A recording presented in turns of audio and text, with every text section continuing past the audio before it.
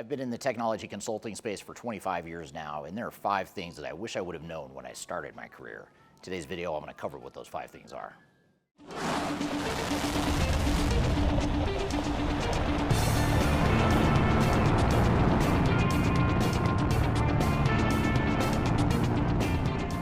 My name is Eric Kimberling. I'm the CEO of Third Stage Consulting. We're an independent and tech-agnostic consulting firm that helps clients through their technology journeys.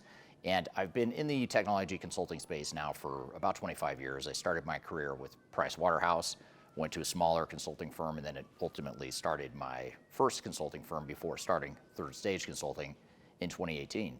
And over those 25 years, I've learned a lot. I've learned a lot from team members that have worked with me, and I've learned a lot from clients and other industry peers. And there are 5 key things that I've learned over the years that I wish I would have known when I started my career, and I want to talk today about what those 5 things are.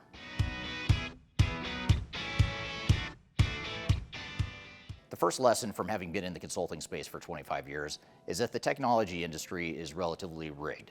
And what I mean by that is that it's wired to sell technology. The entire industry is built around the concept of selling as much technology as possible to end clients. And that's okay, it's a free market, it's capitalism, that's what technology companies do. What's not as well understood, however, is the fact that most consulting firms and analysts are all part of this technology sales machine. Consulting firms partner with software firms to sell as much software as possible and to provide services specific to those solutions. Industry analysts are paid by software vendors, and they're commissioned by these vendors to create analyst reports and certain types of third-party research that tout the benefits of these different technologies. So it creates somewhat of an echo chamber that surrounds end customers into believing that that message is the only message out there. Now, early in my career, the fact that this software industry is rigged really bothered me. It bothered me being part of that machine and being as biased as I was, having worked for one of those firms. But ultimately, I decided I could either be mad about it or I could try to do something that provided an alternative to our clients.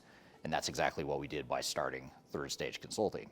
But as a buyer and as a potential consultant, if you're interested in being a consultant in the industry, you just have to be aware that that's how the industry works.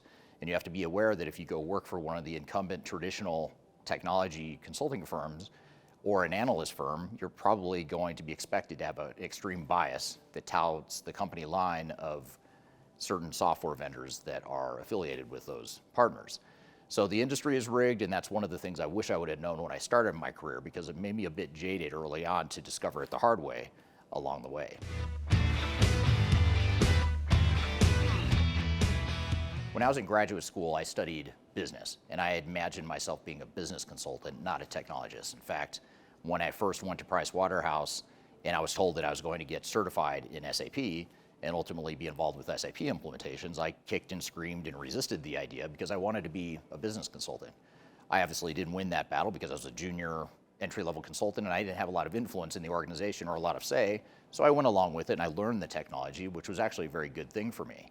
But what I learned along the way in this combination of understanding business that I had studied and had some experience with in graduate school, and then learning and being certified in a certain technology, I learned that technology is not the answer to business problems. It's one part of an answer, but it's not the complete solution. And I think that's one of the things that is missing from our industry in general, is the fact that most technologists and technology consulting firms are focused on bells and whistles and tangible technologies that you can see and touch and feel.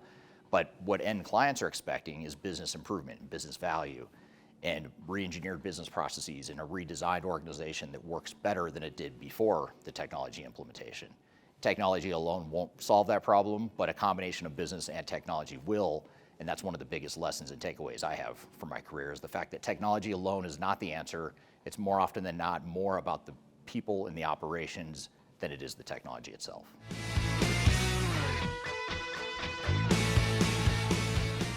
One of the biggest lessons I have in my career that's actually a more recent lesson here just in the last 5 or 10 years is the fact that technology is increasingly changing at a fast pace. It's exponentially improving and exponentially changing at a much faster pace than any single business or organization can. And that is creating quite a big chasm between the way businesses are today and what technology could potentially do for them. And that chasm, that divide between current state and what could be the future state, is making these projects even more risky, more complicated, more costly, et cetera. So understanding this fact and this dynamic that technology is always going to change faster than human ability to change is really important. And that's an important nuance and art of consulting, is understanding how to help clients navigate an increasingly complex and risky terrain.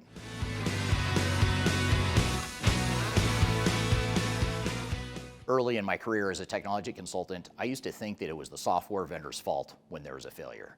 Oftentimes I would get contacted early in my career about being an expert witness, and oftentimes in these lawsuits, the vendors were getting blamed for lack of features, lack of functionality, et cetera. Now, certainly in some cases, technology is a problem. The technology is too complicated, it doesn't work the way it should.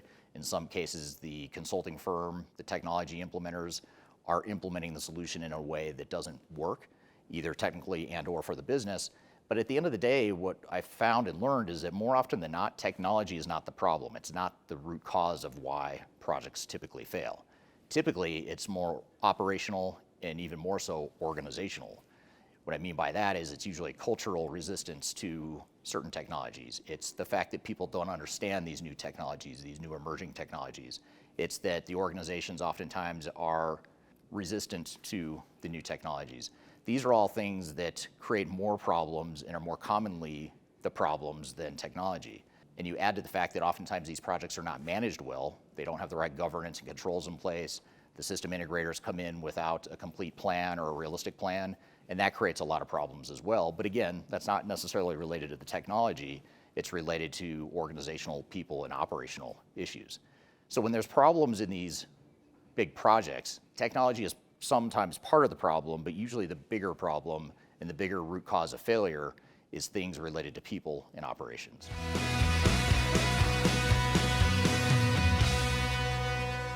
One of the things that was probably the hardest for me to get used to as a technology consultant is the fact that you come in as an outside consultant, you have a fresh set of eyes, you have an objective perspective.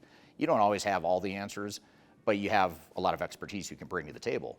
And sometimes clients listen to you and sometimes they don't. Sometimes clients don't think that your advice is relevant, or they take part of what you recommend or part of what you advise and maybe do their own thing as it relates to other things. And as a consultant, sometimes it's very difficult. It can be frustrating to look at a client and say that the path you're going down is high risk and there's a problem with it, or you should be changing your path or pivoting in this direction.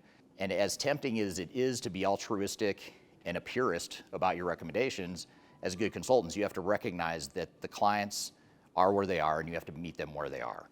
Oftentimes, clients just aren't going to have the resources to do things the way that you think they should. They may not have the budget, the people, they may not have the wherewithal, they may not have the same priorities that you think they should have.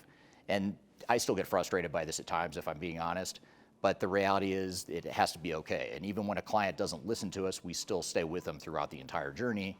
And I've worked with consultants in my career that will say, well, if they're not going to listen to me, then I don't want to be part of this project. And to me, that is a very dangerous position to be in as a consultant, because ultimately you do have to meet the client where they are. You have to fit your recommendations within their realities of what they have to deal with day to day.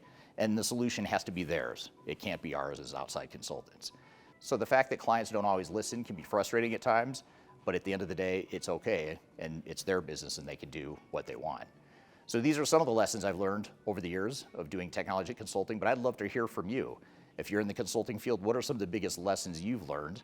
Or if you've hired consultants, what are some of the biggest lessons or takeaways from having worked with different consulting firms? Love to hear your feedback below. So I hope you found this information useful and hope you have a great day.